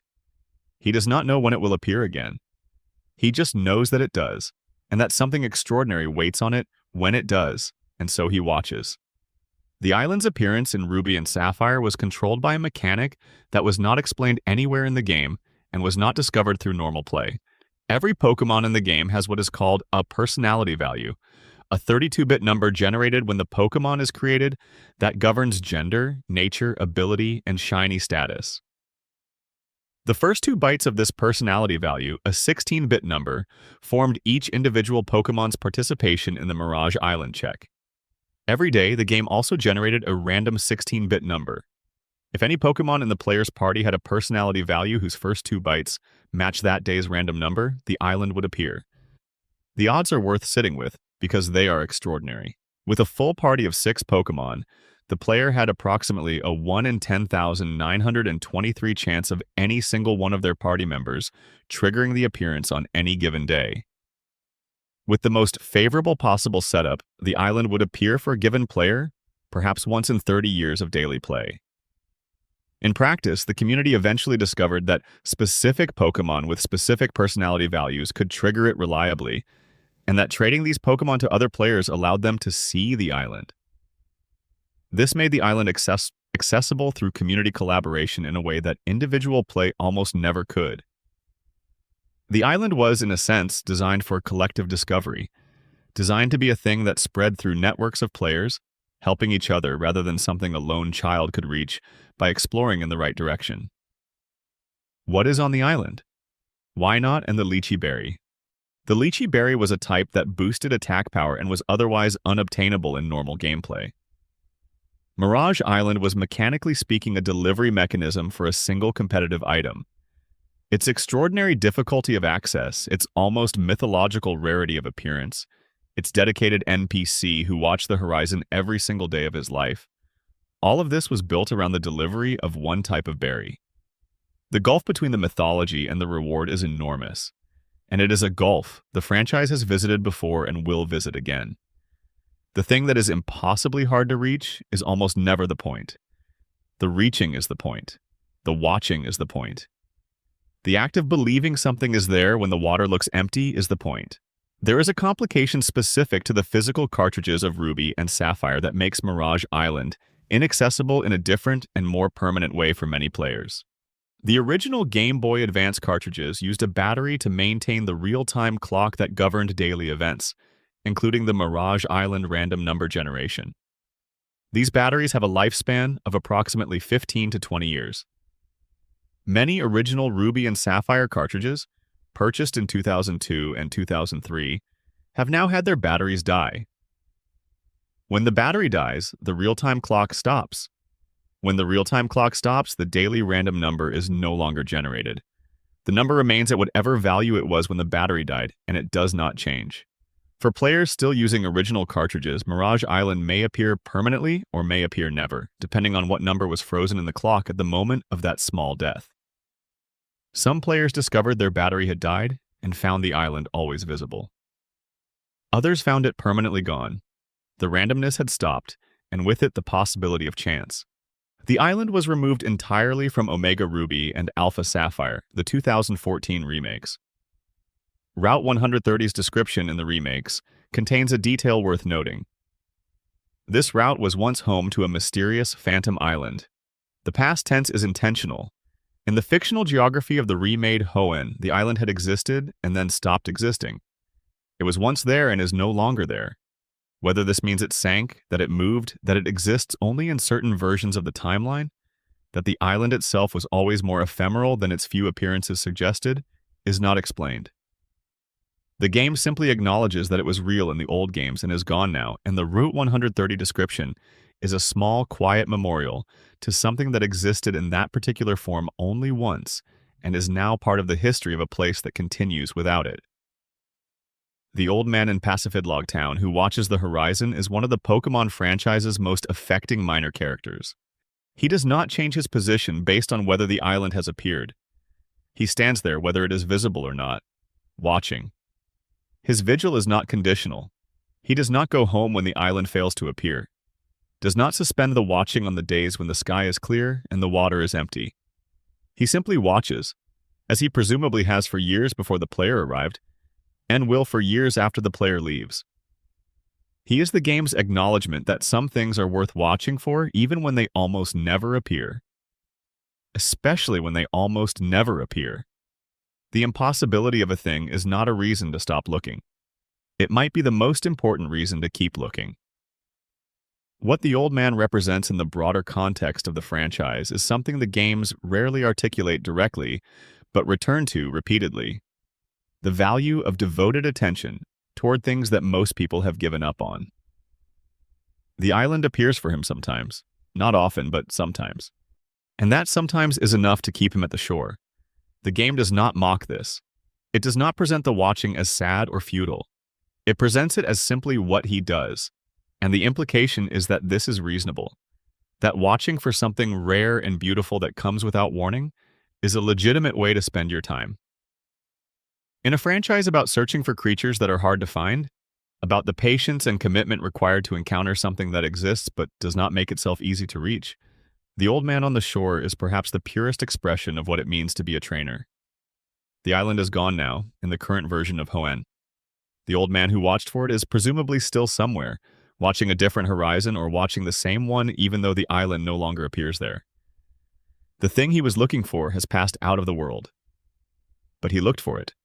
For years he looked for it. And sometimes he saw it and something extraordinary was there and then it was gone again and he went back to the horizon. That is the full story of Mirage Island. It is a story about watching and about what appears if you watch long enough and about what you do with the horizon after the thing you were watching for stops appearing. The broader lore of Hoenn, the region in which Mirage Island exists, is threaded with this quality of things that are real but inconsistently present.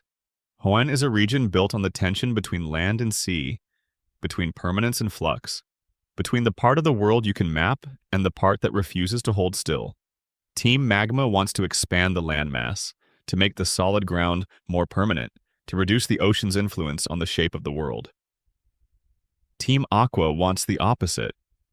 The conflict at the center of the Hoenn story is about which state of the world should be treated as primary, and neither answer is offered as unambiguously correct. Mirage Island, which appears and disappears based on chance, which is fully real when visible and fully unreachable when not, is the most perfect expression of what Hoenn is actually about. A place that is either there or not there depending on something outside your control. A place that cannot be forced into existence and cannot be dismissed as entirely unreal. The game designer who placed the old man on that shore, who scripted his daily watch, who gave him the specific quality of patient, unrewarded devotion, made a choice about what kind of story Mirage Island was supposed to be. The choice was not to make the island easy. The choice was not to make the island rewarding in proportion to its difficulty. The choice was to make the watching itself the thing. To put a character in the game whose entire existence was about waiting for something that almost never came. And to present that existence without irony, without mockery, without any signal that this was a waste of a life. The old man watches. The island sometimes appears. This is enough. This is, the game seems to say without ever saying it directly, a perfectly reasonable way to spend your time in a world that contains things this beautiful and this rare. Part 10. The Ghost Who Could Not Leave, Giovanni's Unfinished Business, and Everything That Remains. We are almost at the end. And the end, in the world of Pokemon, is not a clean thing. The end is full of open doors and unanswered letters and creatures that carry their histories on their bodies and trainers who go somewhere cold and high and do not come back. The end is full of things that were almost made and things that were made and then removed, and things that are still here but refuse to explain themselves. The end is full of Giovanni. Giovanni is the leader of Team Rocket in the games. He is the final gym leader, the last obstacle before the Elite Four, and the final villain of the main storyline of the original games. You defeat him in his hideout beneath the Celadon Game Corner. You defeat him again in his gym in Viridian City, where he finally acknowledges that what he has been doing is wrong, or at least that it has no future, and he disbands Team Rocket and vanishes. He does not explain where he goes. He does not turn himself in. He simply leaves, walking out of the narrative as cleanly as possible, taking with him every question about what he will do next and who he has been outside of the role he is stepping away from. Pokemon Gold and Silver, set 3 years later, provided a partial answer. Team Rocket had not disbanded entirely after Giovanni's departure. A splinter group attempted to revive the organization, using radio broadcasts to force evolved Pokemon to de-evolve as a demonstration of power. The broadcasts went out on a frequency the player could track, and the climax of this storyline was a radio takeover of Goldenrod City's broadcast tower. During this event, a message goes out on the frequency that Team Rocket had been using. It was an address to Giovanni himself, wherever he was, calling for him to return, asking him to lead them. He never responded. The broadcast went out, and wherever Giovanni was, he did not answer. The organization collapsed without him. Whatever he had become after Viridian City was something that did not include Team Rocket anymore. The post-game revelation in Heart Gold and Soul Silver casts a long shadow backward over everything. The rival character Silver is eventually revealed to be Giovanni's son. Silver grew up as the son of the man who ran an organized crime network, who harmed Pokemon, who exploited people, who built an empire of cruelty and called it ambition. When Giovanni disbanded Team Rocket and vanished, Silver was left to understand that this was the kind of person his father was. Silver becomes a better trainer than his father made him. He does it in spite of Giovanni, and he does it without him. And by the end of the game, the sharp-edged contempt in his character has shifted towards something that looks like genuine care for his Pokemon. Giovanni does not get to see it. His son became a decent person without him. In Heart Gold and Soul Silver, there is a glimpse of Giovanni in the post-game through a specific optional event. A character confirmation places him on Mount Silver, training alone, with intense focus. The specificity of this location is not accidental. Mount Silver is where Red is. Whatever Giovanni is doing on that mountain, he is doing it in the same place as the best trainer in the world, the person who defeated him and helped bring down everything he built. This detail, distributed across optional post-game content and available only to players who pursued specific in-game activities, is so easy to miss that many players who completed Heart Gold and Soul Silver multiple times never encountered it. But it is there, and it suggests that Giovanni's story was not over, that the character the franchise had treated as a concluded antagonist was somewhere training in silence, for reasons that no one explained, in the same cold place as the person who beat him. The Yamask introduced in Pokemon Black and White carries something no other Pokemon carries. Its Pokédex entry reads, "Each of them carries a mask that used to be its face when it was human. Not used to look like a human face. Used to be its face when it was human." Yamask was a person. The mask is the face of the specific person it was. And the entry continues. Yamask sometimes finds itself looking at its own face and is overcome with sorrow. A Pokemon that grieves for its own former existence. This detail exists in the flat, encyclopedic format of a Pokédex entry and is then never addressed or elaborated upon anywhere in the games. What was this person? How did they become a Yamask? Is there a pathway back, or is this permanent?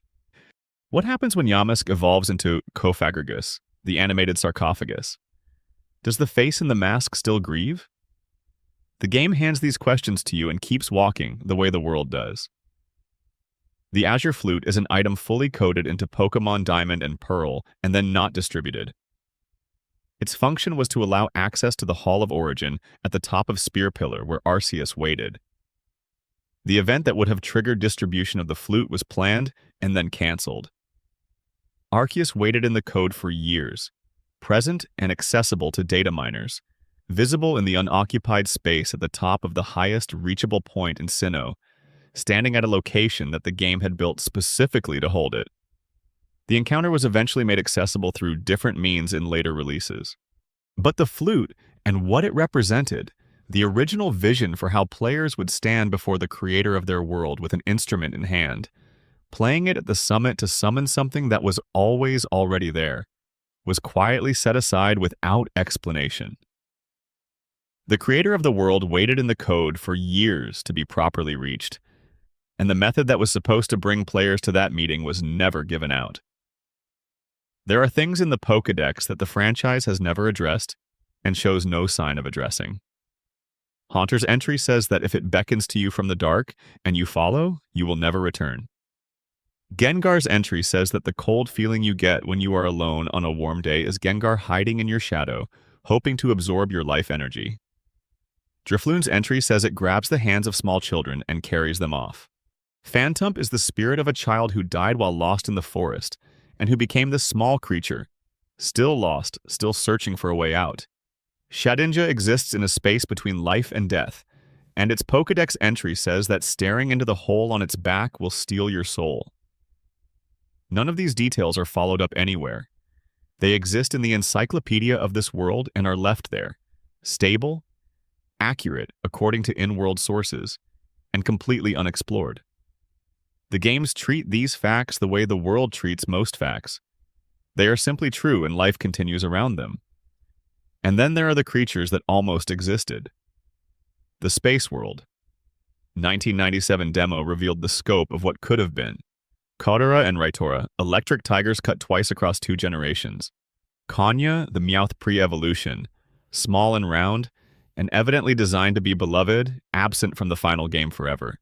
Rinrin and Barurun, bell-themed dark-type cats whose reconstructed artwork makes clear they were designed with the same care as every Pokémon that actually shipped. The 2 unnamed squid Pokémon only known from backsprites, and the evolved form of Marowak, holding a child in her arms, the Pokémon that would have answered every question the Cubone lore raises by showing you what Cubone becomes when it grows old enough to protect the next generation. She was drawn. She was cut. The code for the Glitch M evolving into Kangaskhan is the ghost she left behind, the trace of a connection that was supposed to be explicit and was made invisible instead. The franchise is now nearly 30 years old. It has generated more revenue than any other media franchise in history. And across all of it, in every medium and every generation, it has maintained this quality of genuine mystery. Not manufactured mystery, not the deliberate teasing of answers that will eventually be given. Actual open space. Actual questions that nobody seems to have definitive answers to. Or that the people who do have the answers have decided to protect, understanding that the mystery intact is worth more than the mystery resolved. Pokémon has always been about the space between what is known and what is not. The Pokédex is supposed to be a complete record of every creature in the world, and it is always incomplete. There is always one more, there is always something just beyond what the current knowledge can contain. Something that looks different depending on the light. Something that sounds strange when you walk into a particular town at a particular hour. Something that watches from the tall grass at the edge of the road while you are looking somewhere else. Consider also the question of what happened to the Pokémon world before the games begin. The regions exist as they are, with their histories suggested in fragments. Ancient ruins, cryptic inscriptions, legends passed down orally by characters. The player meets briefly and does not always get to question at length. Hoenn has a mythology about the Earth being formed from the conflict of 2 primal forces that predates any human civilization in the region. Sinnoh has a creation myth so elaborate it could sustain a separate game entirely, and eventually did. Unova has a founding story built on the relationship between 2 brothers and 1 dragon that divided into 3. A story with implications about unity and division that the games gesture toward without ever fully resolving. Kalos has a war 6,000 years in the past that left scars visible in the landscape and in the ultimate weapon that still sits beneath the region's most celebrated city. These histories are partially told and then left open. The gaps are not accidents. The gaps are where the living world is, the part of things that does not fit neatly into a story with a beginning and a middle and an end. The question of what legendary Pokémon actually are in terms of the physics of the world is another that the franchise has circled without settling. Arceus is described as the creator of everything. Dialga and Palkia govern time and space. Giratina governs antimatter, a parallel dimension that runs alongside the main world and mirrors it. Kyurem is the empty vessel left behind when the original dragon of Unova split into Reshiram and Zekrom. Xerneas carries life eternal, and Yveltal carries destruction. Ho-Oh brought the three legendary beasts back from death, and they have been running ever since. Suicune purifies water as it travels the world, touching every contaminated source and leaving it clean. These creatures are not powerful versions of ordinary animals.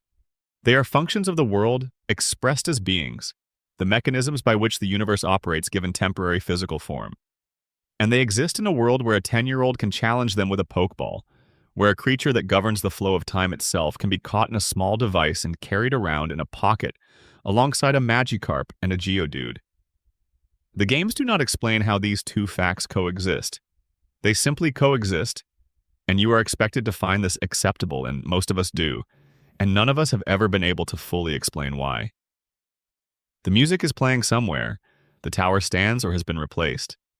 The ghost of a mother who died protecting her child has been freed or has not been freed, depending on which version of the world you are standing in. The truck sits at the Vermilion Harbor. The boy on the mountain says nothing in the snow. The old man watches the horizon for an island that appears perhaps once in 10,000 days. The creature made of nothing waits at the edge of the defined world.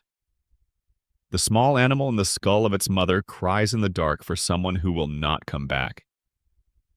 The pink creature born from a few spare bites of memory slips through the jungle and the deep ocean and the high sky, carrying everything. You do not need to solve any of this. These questions are better as questions. They are better held lightly, turned over slowly, examined from many angles, and then set down gently and allowed to remain. The best mysteries are the ones that are not waiting to be solved. They are waiting to be lived with. The franchise has now released games for nearly 30 years without running out of things to leave unexplained. Every generation adds new mythology and new blank spaces in equal measure. Every new region has its ancient ruins with their indecipherable inscriptions. Every new legendary has its lore told in fragments across multiple sources, none of which quite completes the picture. Every new game introduces characters with backstories hinted at in dialogue and never fully unpacked, places visible on maps that cannot be reached in normal gameplay, items with descriptions that gesture toward mechanics that no longer exist or have not yet been introduced. The franchise generates mystery the way certain geographic formations generate water. Not as a byproduct, but as a primary function, as the thing the whole system is organized to produce. What this tells us, after nearly 30 years of it, is that the people making these games understand something fundamental about what made the original games extraordinary. It was not the 150 Pokémon, which were expanded into nearly 1,000. It was not the game mechanics, which have been refined and complicated and rethought across every generation. It was not the visual design or the music or the narrative, which have all evolved dramatically. It was the feeling. The specific feeling of being 10 years old in a world bigger than any map that had been given to you, full of things that did not have explanations yet, full of creatures you had not seen and places you could not reach, and rumors about what was waiting if you could figure out the right sequence of things to do. The games have never stopped trying to recreate that feeling. The blank spaces are how they do it. The unanswered questions are the invitation. Come and look. Stay and wonder. You will not find everything. That is the point. That is every unsolved mystery I could carry for you tonight. From the truck that hid nothing to the island that appeared to almost no one. From the creature made of missing numbers to the mother who could not leave. From the boy on the mountain saying nothing in the snow to the father who was never named. From the letters that predate language to the blank space in the code where something used to be. From the creatures that almost existed to the ones that exist and will not explain themselves. I hope these stories carried you somewhere quiet, somewhere comfortable, somewhere that feels a little bit like the start of a journey, even if you are staying perfectly still. Somewhere that feels like standing at the edge of something large and old and genuinely strange, with nothing asked of you except to be present. If you made it here and you are somehow still awake, that is genuinely impressive, and I admire you for it. Please leave a comment with your favorite Pokemon mystery, or one that we did not cover tonight that you think deserves its own long, quiet evening. There are so many more. There will always be more nights for them. If you enjoyed spending this time with these stories, please hit the like button on your way out. It genuinely helps other people find this channel, and every new person who finds it means another person falling asleep to something old and strange and worth thinking about. And if you are not subscribed to Uncleck You on Poke yet, please do that now. We do this regularly. We sit with things that are old and strange and worth thinking about slowly, and we let the night take its time. Thank you for being here. Rest well. The mysteries will still be there tomorrow, patient and quiet, exactly where you left them.